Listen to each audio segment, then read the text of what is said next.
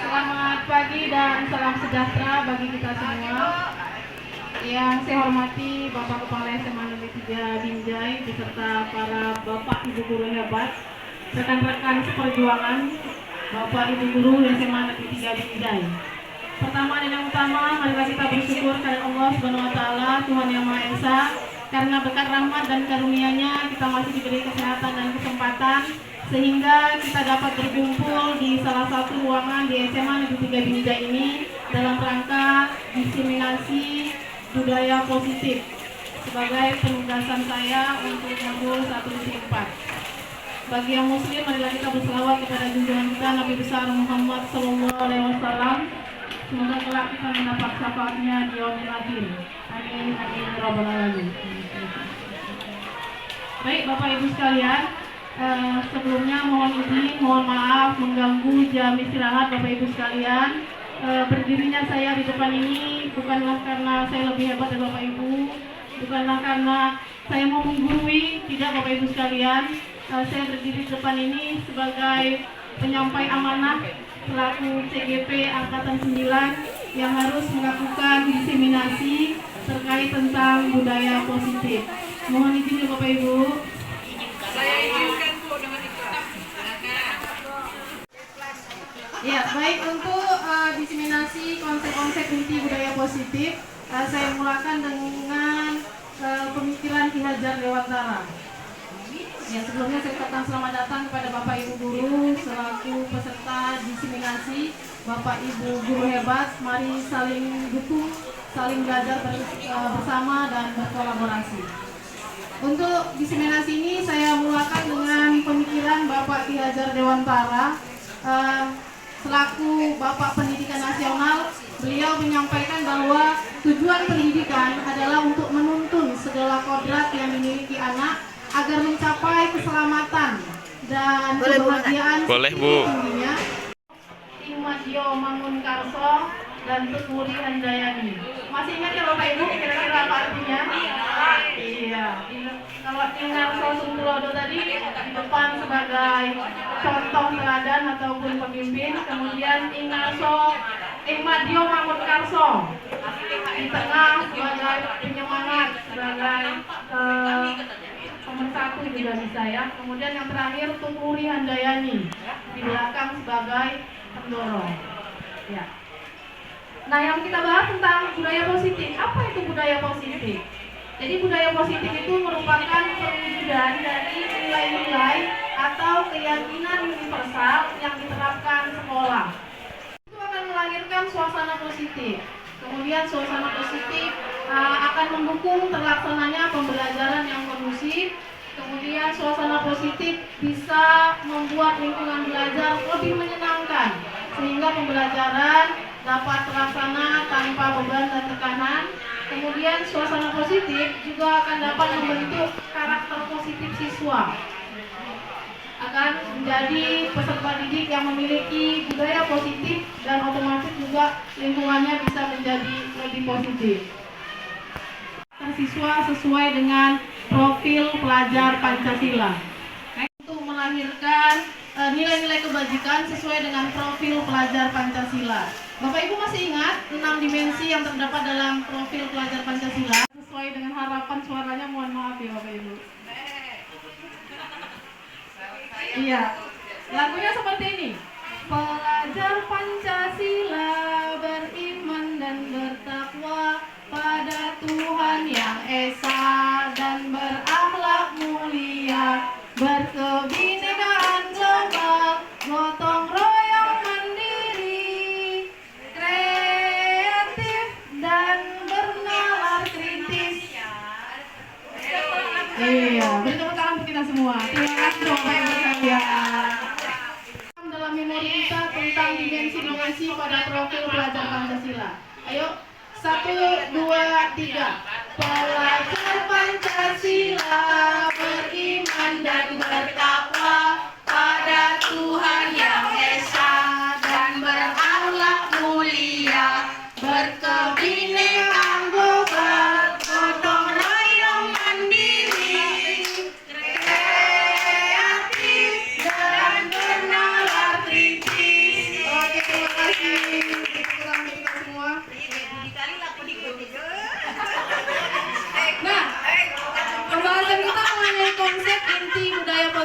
Yang pertama nanti tentang perubahan paradigma belajar, yang kedua disiplin positif, yang ketiga kebutuhan dasar manusia dan dunia berkualitas, yang keempat motivasi perilaku manusia, yang kelima keyakinan kelas, yang keenam posisi kontrol restitusi, yang ketujuh segitiga restitusi.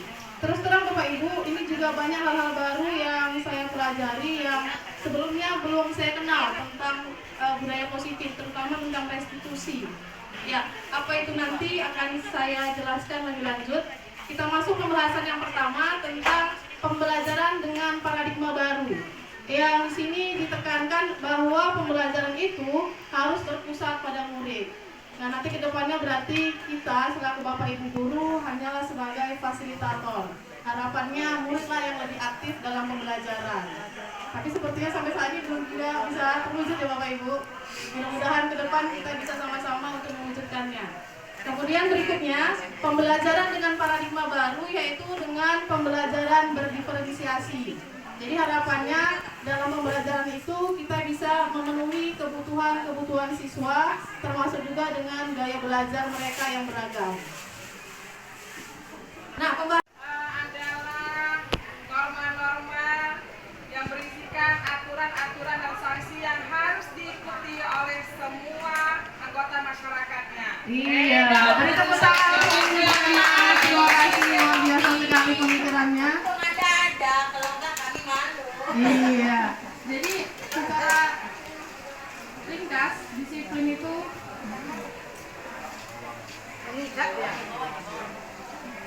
Ajar Dewantara yang menyatakan bahwa di mana ada kemerdekaan, disitulah harus ada disiplin yang kuat. Kemudian sungguh pun disiplin itu bersifat self-disiplin, yaitu kita sendiri yang mewajibkan dengan sekeras-kerasnya. Tetapi jikalau kita tidak cakap melakukan self-disiplin, wajiblah penguasa lain mendisiplinkan diri kita. Berarti dalam artian ketika kita tidak mampu mendisiplinkan diri kita, ada pihak lain yang harus berkontribusi membantu supaya kita menjadi disiplin. Berarti kalau dalam hal ini misalkan siswa kita tidak mampu untuk berdisiplin, maka perlu orang lain, yaitu kita selaku Bapak Ibu Guru, perlu stakeholder yang lain untuk mendisiplinkan siswa. Kemudian sebagai pendidik, harapannya kita dapat menciptakan anak-anak yang memiliki disiplin diri, sehingga bisa berperilaku dengan mengacu pada nilai-nilai kebajikan universal dan memiliki motivasi intrinsik, bukan motivasi ekstrinsik. Intrinsik itu berarti motivasi yang berasal dari dalam dirinya, gitu ya Bapak Ibu. Nah, berikutnya menurut Dr. William Glasser dalam buku atau dalam teorinya, yaitu teori choice theory, menyebutkan bahwa secara garis besar kebutuhan dasar manusia itu ada 5. Yang pertama kebutuhan untuk bertahan hidup, yang kedua kebutuhan kasih sayang dan rasa diterima, yang ketiga kebutuhan tentang kebebasan, yang keempat kebutuhan tentang kesenangan, dan yang kelima kebutuhan tentang penguasaan. Nah, ini ada pertanyaan pemantik, ada situasi. Bu Ambar, guru wali kelas 2A di SD Pelita Hati, sedang bingung menghadapi ulah salah satu murid di kelasnya, Doni. Nah, Doni ini anak yang sering meminta bekal makan siang mereka dengan paksa. Jika Anda menghadapi situasi seperti Bu Ambar, apa yang akan Anda lakukan? Menurut Anda, kira-kira apa alasan Doni melakukan hal tersebut? Nah, ternyata kalau kita analisa, alasan seseorang melakukan suatu perbuatan tentu tidak jauh dari memenuhi 5 dari kebutuhan dasar itu, gitu. Jadi bisa kita analisa, yang pertama, jika alasan si Doni mengambil bekal makan siang kawannya karena lapar dan orang tuanya tidak membawakan bekal makan siang, maka itu berarti dia berusaha memenuhi kebutuhan untuk bertahan hidup. Kemudian kalau alasannya karena dia supaya temannya melaporkan tindakannya kepada Bapak Ibu Guru, kemudian Bapak Ibu Gurunya memanggil orang tuanya supaya orang tuanya memperhatikan dia lebih lanjut, maka kebutuhan dasar yang ingin dia penuhi adalah kebutuhan akan rasa kasih sayang dan rasa diterima. Mungkin dia kurang kasih sayang gitu. Kemudian berikutnya, kalau alasannya supaya dia dianggap hebat oleh temannya, supaya temannya jadi takut, supaya menuruti semua keinginannya. Maka berarti pada saat itu Doni berusaha memenuhi kebutuhan tentang kekuasaan. Berikutnya juga jika Doni merebut makan bekal siang kawannya karena dia merasa bosan dengan bekal makan siang yang dibawa oleh ibunya dari rumah, bekalnya selalu sama, itu saja. Berarti dalam hal ini Doni sedang memenuhi kebutuhan tentang kebebasan. Kemudian jika dalam kasus ini Doni iseng, melakukannya karena iseng, karena senang melihat ekspresi teman-temannya. Teman-temannya itu dianggap ekspresinya lucu. Berarti dalam hal ini Doni memenuhi keinginan atau kebutuhan tentang kesenangannya. Nah, jadi dari dasar-dasar kebutuhan manusia tersebut, ketika kita menghadapi siswa yang bermasalah, harapannya kita bisa menganalisa apa dasar dia melakukan tindakan itu. Mungkin akan berbeda ketika permasalahan siswa lapar dengan permasalahan siswa yang berusaha ingin dianggap hebat oleh kawan-kawannya. Jadi ke depan mungkin harapannya kita ketika menghadapi siswa yang bermasalah bisa menganalisa apa dasar dia untuk melakukan hal tersebut. Gitu ya. Gambaran representasi dari semua yang diinginkan. Itu gambaran tentang dunia berkualitas. Syaratnya adalah bahwa sesuatu yang masuk dalam pemikiran kita haruslah sesuatu yang sangat baik menurut kita dan memenuhi setidaknya satu atau lebih dari kebutuhan dasar yang ada. Next, yang keempat tentang motivasi perilaku manusia. Nah, sebagaimana kita ketahui, motivasi itu adalah dorongan. Dorongan yang ada pada seseorang untuk melakukan suatu tindakan. Ternyata setelah dianalisis ada 3 garis besar apa yang menjadi dorongan seseorang melakukan suatu kegiatan. Yang pertama, yaitu motivasi atau dorongan menghindari ketidaknyamanan atau hukuman. Nah, jadi kadang-kadang mungkin siswa datang cepat alasannya supaya nggak dihukum gitu. Nah, yang kedua, alasan atau motivasinya adalah untuk mendapatkan imbalan atau penghargaan orang lain. Bisa jadi ketika seseorang tidak terlambat itu alasannya supaya dipuji, supaya dapat penghargaan, supaya dapat imbalan dan sebagainya. Nah, yang ketiga, ini adalah motivasi yang terbaik di antara ketiganya. Jadi yang pertama tadi sifatnya masih lebih rendah, yang kedua lebih tinggi 1 tingkat daripada yang pertama. Nah, yang ketiga ini adalah motivasi yang menjadikan orang menghargai dirinya sendiri karena meyakini nilai-nilai yang dipercaya. Harapannya, motivasi yang ketiga ini muncul dari dalam dirinya. Kenapa tidak terlambat? Kenapa harus datang cepat? Karena dia meyakini saya harus datang cepat karena itu adalah nilai diri saya. Saya harus memenuhi kewajiban saya. Saya merasakan bahwa itu adalah motivasi yang berasal dari dalam dirinya, bukan karena ada hukuman, bukan karena ada imbalan dan lain sebagainya. Ini sifatnya universal. Nah, menurut Gosson, ini juga ahli psikolog dan juga ahli pendidikan, suatu keyakinan akan lebih memotivasi seseorang dari dalam atau dari intrinsiknya. Jadi seseorang akan lebih bersemangat dalam menjalankan keyakinannya daripada hanya sekedar mengikuti peraturan. Jadi harapannya bisa nanti ke depan Bapak Ibu Guru membuat keyakinan kelas untuk kelas masing-masing.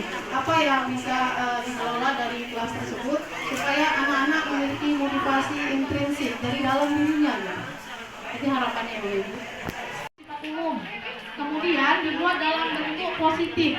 Jadi kata-katanya bentuknya positif. Jangan ada kata tidak, jangan ada kata jangan, nah itu jangan.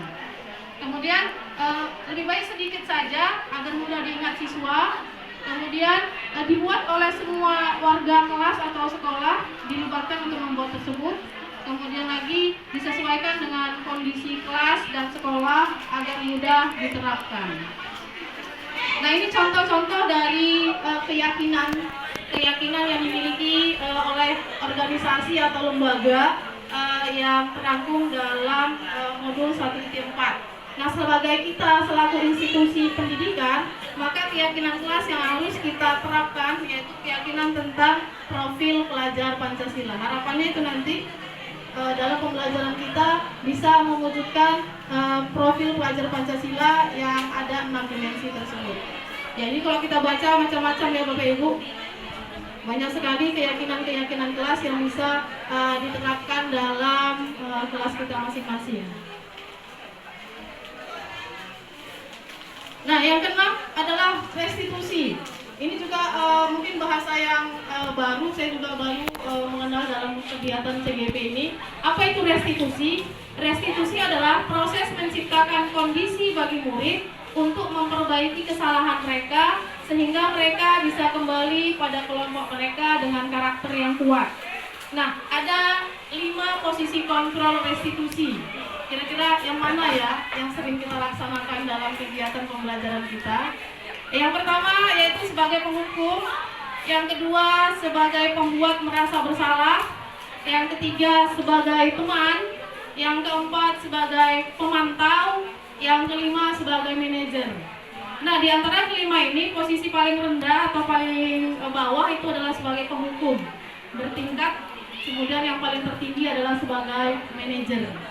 Nah, kita lihat dulu apa-apa saja itu kira-kira.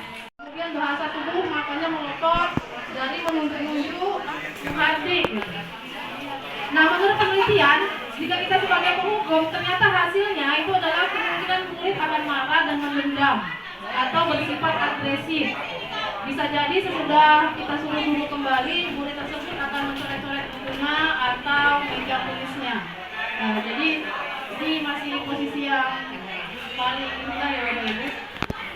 Ya. Gimana coba kalau orang tua kamu tahu kamu berbuat begini? Kira-kira seperti itu kata-katanya. Nada suaranya memelas, halus, sedih, dengan bahasa tubuh merapat pada anak. Apa hasilnya? Hasilnya murid akan merasa bersalah telah mengecewakan ibu atau bapak gurunya. Nah, murid akan merasa menjadi orang gagal dan tidak sanggup membagikan orang lain. Sekilas sepertinya ini ya positif, tapi ternyata tidak Bapak Ibu. Ketika dia merasa dirinya gagal dan tidak sanggup membagikan orang lain, ini malah menjadi beban psikologis bagi dia. Tidak tersambungkan, hanya memendam saja. Yang ketiga yaitu posisi sebagai teman. Contoh kata-kata yang sering digunakan adalah ayo bantulah demi bapak ya. Ayo ingat tidak bantuan bapak selama ini. Ya sudah, kali ini tidak apa-apa. Nanti ibu bantu bereskan. Nah, nada bicaranya yaitu bersikap ramah, akrab dan bercanda. Bahasa tubuh yang digunakan merapat pada murid tergantung pada guru tersebut. Jadi seolah-olah dia selalu mengharapkan ada backingan dari bapak ibu guru gitu.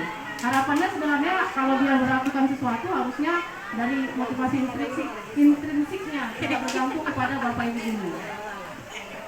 Ya, yang keempat posisi pemantau. Contoh kata-kata yang sering digunakan, peraturannya apa? Apa yang telah kamu lakukan? Nah, sanksi atau konsekuensinya apa? Nah, nada suaranya biasanya datar, bahasa tubuh yang formal. Kemudian hasilnya, murid memahami konsekuensi yang harus dijalankan karena telah melanggar salah satu peraturan sekolah. Guru tidak menunjukkan suatu emosi yang berlebihan, menjadi marah, atau membuat merasa berbuat salah. Jadi ketika murid salah, kita bisa berikan apa konsekuensinya, apa sanksi dari yang dia buat, tanpa menunjukkan sikap yang marah gitu. Siswa tentang keyakinan kelas yang sudah disepakati bersama. Apakah kamu meyakininya? Jika kamu meyakininya, apakah kamu bersedia memperbaikinya? Jika kamu memperbaiki ini, hal ini menunjukkan apa tentang dirimu? Apa rencana kamu untuk memperbaiki hal ini? Nah, nada suaranya tulus, bahasa tubuh tidak kaku, dan mendekat ke murid. Hasilnya, murid dapat menjadi pribadi yang mandiri, merdeka, dan bertanggung jawab atas segala perilaku dan sikapnya. Yang pada akhirnya kita harapkan dapat menciptakan budaya positif, nyaman, dan aman. Jadi dari kelima posisi tadi, ini posisi yang terbaik. Harapannya ketika siswa melakukan kesalahan, bisalah kita beralih tidak hanya sebagai penghukum, Bapak Ibu. Mungkin selama ini banyak yang berlaku sebagai penghukum, bisa beralih kepada posisi yang lain. Sampailah kepada tahap yang tertinggi yaitu sebagai manajer. Harapannya nanti kita bisa untuk sebagai manajer. Nah, ini tabel tentang posisi kontrol seorang guru. Tadi ada penghukum, pembuat merasa bersalah, teman, pemantau, manajer. Jadi dua posisi tadi itu mengakibatkan identitas gagal. Kemudian 3 yang terakhir bisa untuk identitas berhasil. Kemudian yang manajer tadi sebagai kontrol diri. Oke, saya tidak perlu menjelaskan lagi. Nah, ini kira-kira kalau ada kuisnya seperti ini kira-kira masuk posisi apa ya Bapak Ibu? Saya kecewa sekali dengan kamu. Contohnya itu sesuai dengan posisi kontrol yang mana? Iya, apa tadi pertama? Membuat orang merasa bersalah. Membuat orang merasa bersalah. Kita lihat jawabannya. Iya, benar sekali. Beri tepuk tangan untuk kita semua. Iya. Jadi saya kecewa sekali dengan kamu. Itu berarti ungkapan pembuat orang merasa bersalah. Next yang terakhir ini tentang segitiga restitusi. Apa itu segitiga restitusi? Segitiga restitusi adalah proses dialog yang dilakukan guru atau orang tua agar dapat menghasilkan siswa yang mandiri dan bertanggung jawab. Jadi komunikasi dengan siswa dilakukan dengan yang namanya segitiga restitusi. Apa aja tahapannya? Ada 3 tahapan dalam segitiga restitusi. Yang pertama yaitu menstabilkan identitas, kedua validasi tindakan yang salah, yang ketiga membuat keyakinan. Ya, menstabilkan identitas antara lain prinsipnya itu yaitu kita semua akan melakukan yang terbaik yang bisa kita lakukan. Jadi ketika siswa melakukan kesalahan, kita bisa mengkomunikasikan, saling berdialog dengan dia, kita bisa memberi penguatan. Berbuat salah itu tidak apa-apa, nak. Tidak ada manusia yang sempurna. Saya juga pernah melakukan kesalahan seperti itu. Kita bisa menyelesaikan ini. Bapak atau ibu tidak tertarik mencari siapa yang salah, tapi mari kita cari solusi dari permasalahan ini. Kemudian kamu berhak merasa begitu. Jadi ketika kita menggali informasi dari siswa tentang kesalahannya kah, tentang tindakannya kah, kita bisa menggunakan darinya, menstabilkan diri kita. Memberikan penguatan melakukan hal ini kan. Kamu patut bangga pada dirimu sendiri karena kamu telah melindungi sesuatu yang penting buatmu. Nah, tahap terakhir dalam segitiga restitusi itu namanya membuat keyakinan. Jadi setelah kita memberikan dialog-dialog, menggali informasi dari siswa, kita bisa menekankan tentang keyakinan. Apa nilai-nilai yang telah kita sepakati? Apa bayangan kita tentang kelas yang ideal? Misalnya kejadiannya tentang kelas. Kemudian kamu ingin jadi orang seperti apa? Dan lagi, apa yang kita percaya sebagai kelas atau keluarga. Jadi kita berusaha membangun komunikasi kepada siswa, membangkitkan keyakinan kelas ataupun motivasi intrinsiknya supaya terbangun nilai-nilai kebajikan tadi. Diseminasi nilai-nilai budaya positif yang bisa saya sampaikan. Mohon maaf untuk segala kekurangan. Saya tutup billahi taufiq wal hidayah. Assalamualaikum warahmatullahi wabarakatuh. Jika ada pertanyaan dari Bapak Ibu sekalian, dipersilahkan untuk menanggapi apa yang saya sampaikan. Terima kasih kesempatan yang telah diberikan kepada Ibu Rita. Tadi kan Ibu menyinggung tentang keyakinan kelas gitu kan Bu. Jadi yang ingin saya tanyakan itu seberapa penting keyakinan kelas? Toh sekarang kan udah ada, setiap kelas itu ada peraturan-peraturannya yang dibuat juga untuk keseragaman gitu. Jadi apa guna keyakinan kelas dibanding dengan peraturan kelas? Terima kasih. Jadi kenapa harus keyakinan kelas? Toh selama ini mungkin peraturan-peraturan kelas sudah ada gitu ya Pak. Nah jadi peraturan ataupun yang biasa kita buat di kelas, kesepakatan kelas, itu sering sekali terjadi karena adanya pihak luar gitu. Ada guru yang mengontrol itu gitu.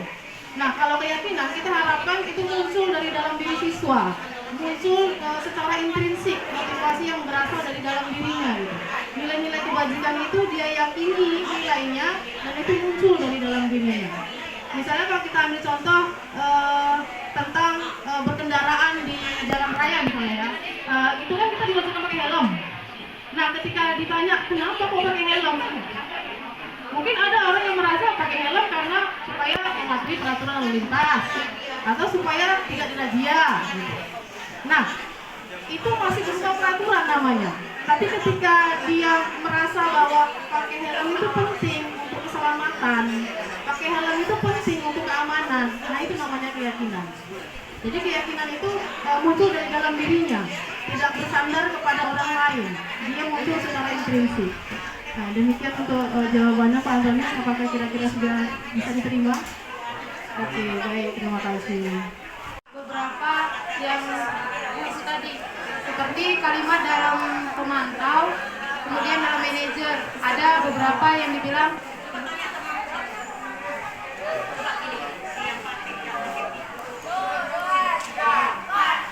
seperti apa yang kita pantau tadi, Bapak Ibu bisa membilangkan atau menjadikan sanksi atau konsekuensinya apa, peraturannya apa, dan ada satu lagi yang tadi manajer. Nah, apa rencana kamu untuk memperbaiki hal ini? Kalau ditelisik, kalau misalnya kata-kata ini bisa untuk anak-anak seperti SD sederajat, SMP sederajat, mereka kan masih belum mengenal jati dirinya.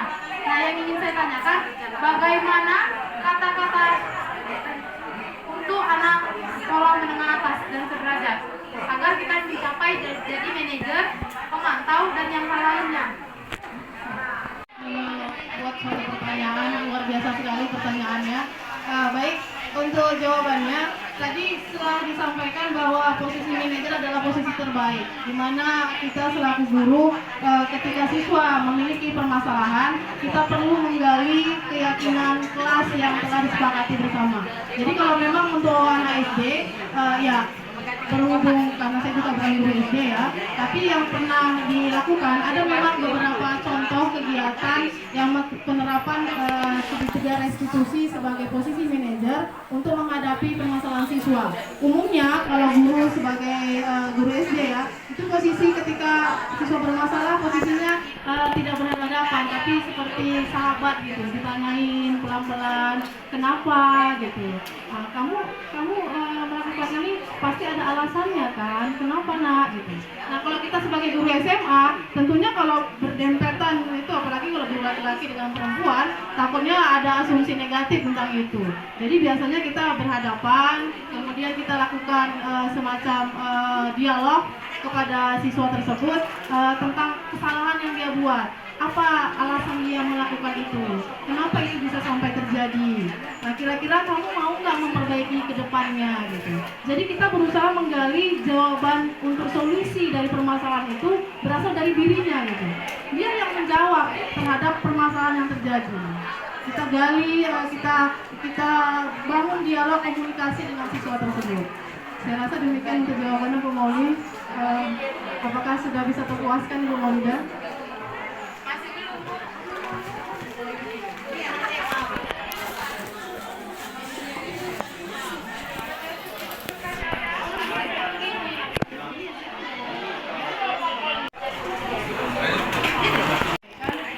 Ketika siswa SMA melakukan kesalahan, mungkin itu tadi ya, kita terbiasa melakukan posisi kontrol penghukum, kemudian pembuat merasa bersalah, kemudian sebagai teman, sebagai pemantau. Ini memang jarang kita lakukan sebagai manajer, yaitu dengan penerapan segitiga restitusi. Terus terang ini juga baru bagi saya, bagaimana untuk menerapkan segitiga restitusi. Sebenarnya ada video yang sudah saya lakukan, mungkin bisa untuk menjadi contoh bagaimana ketika ada siswa yang salah, kemudian kita berusaha melakukan dialog.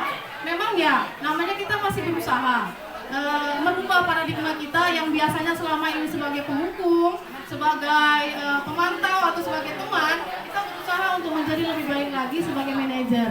Namanya usaha ya pasti ada tantangannya Bu. Itu tidak terlepas dari pro dan kontra. Tapi kita akan selalu berusaha. Bagaimana kita membangun komunikasi dengan siswa supaya terbangun budaya positif tadi. Kita ingatkan, makanya sebaiknya setiap tadi di kelas seperti yang disampaikan Pak Antoni, mungkin sudah ada peraturan-peraturan kelas, tapi belum kita ingatkan menjadi suatu keyakinan kelas. Jadi misalnya peraturan kelas tidak boleh datang terlambat. Nah itu apa keyakinan kelas yang bisa kita bangun? Tentang disiplin. Kemudian piket harus menjaga kebersihan. Apa keyakinan kelas dari kata-kata piket harus menjaga kebersihan? Apa kira-kira Bapak Ibu? menjaga kebersihan gitu. Nah, kemudian siswa tidak boleh mengambil barang milik temannya. Kira-kira apa keyakinan kelas yang kita bisa bangun dari peraturan itu? Saling menghargai, nah seperti itu. Jadi keyakinan kelas itu yang perlu kita bangun dalam kelas supaya siswa menjadi punya nilai. Ya, gimana Mami? Terima kasih. Ya. Apakah boleh? Kita sudah melakukan manajemen ini berkali-kali kepada satu siswa.